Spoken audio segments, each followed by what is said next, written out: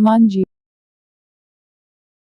घटना उन दिनों की है जब इंग्लैंड में डॉक्टर एनी बेसेंट अपने वर्तमान जीवन के प्रति निराश थीं और एक सार्थक जीवन जीने की ललक उनके दय में तीव्रता से उठी थी।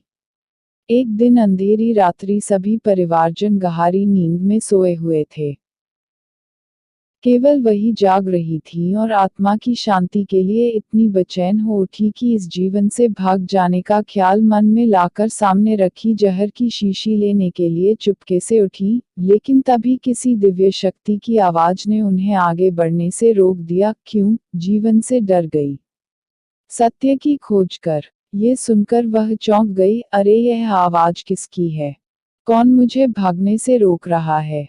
उन्होंने उसी समय निश्चय कर लिया, सार्थक जीवन के लिए मुझे संघर्ष करना ही होगा। सत्य की खोज के लिए वे अपना परिवार, सुख संपत्ति आदि सब कुछ छोड़कर भारत आ गई।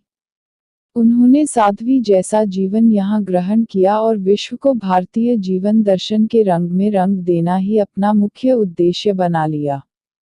उनकी मृत्यु भारत में हुई थी। इस प्रसंग का उद्देश्य अंधकार से प्रकाश की ओर जाने के लिए भी मनुष्य को संघर्ष करना पड़ता है, जिसके दौरान वह अपनी शुद्ध चेतना से समर्पण भाव को जागृत कर जीवन लक्ष्य की प्राप्ति कर लेता है।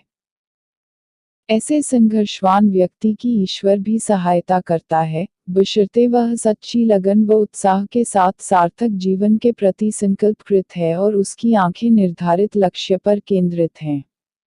जीवन सहज नहीं, एक संघर्ष है। कठिनाइयाँ एवं बाधाएं जीवन के अंग हैं। इनसे भयभीत होकर कर्तव्य पथ से पलायन कर देने का अर्थ होगा अपने जीवन मूल्य को नष्ट कर देना।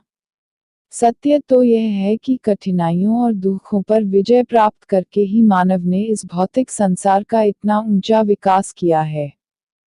जब कड़वी दवाई के सेवन से रोग का निदान शीघ्र होता है, तब हम अपने जीवन लक्ष्य की सिद्धि में संघर्ष करने से क्यों कतराएं?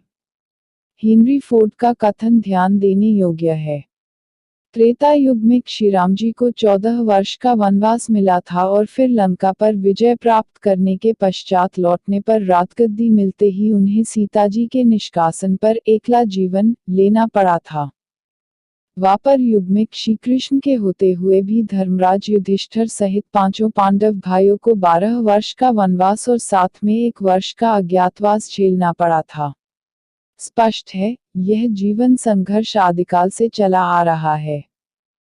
अतः सुंदर जीवन बनाने के लिए हमें संघर्ष के बीच तो रहना ही होगा, बाधाओं को पार करते हुए आगे बढ़ना होगा और तभी हम अपने जीवन उद्देश्य की पूर्ति कर पाएंगे।